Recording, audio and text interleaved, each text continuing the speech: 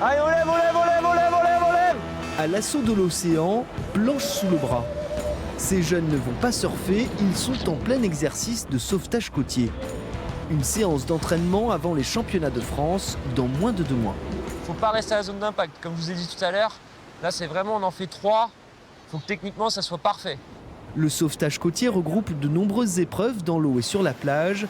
Ces jeunes pratiquants ont autant le goût pour la compétition que l'envie de surmonter l'océan et ses dangers. J'adore l'océan, j'adore les vagues et j'adore aussi la compétition. Donc j'ai pris ce sport il y a 2 ans déjà.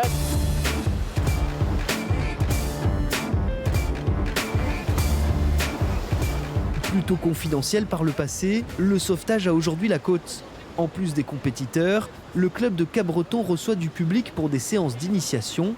140 inscrits pour le seul mois de juillet cette année, c'est le chiffre atteint habituellement en une saison. Ok, je vais retirer les bâtons, on va compter les points. Comme à l'échauffement, vous comptez les points. Le challenge sportif et l'aspect sécurité sont les 2 principaux attraits.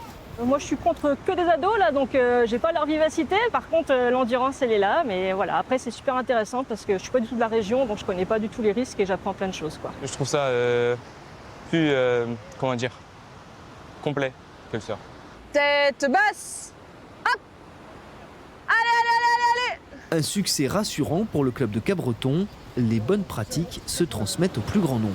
Ça contribue à la fois à la protection du littoral, où ça va être un public plus averti, et puis ça rend les sauveteurs de plus en plus capables. On a une montée en compétences qui est vraiment liée justement à l'émergence de tous ces sports.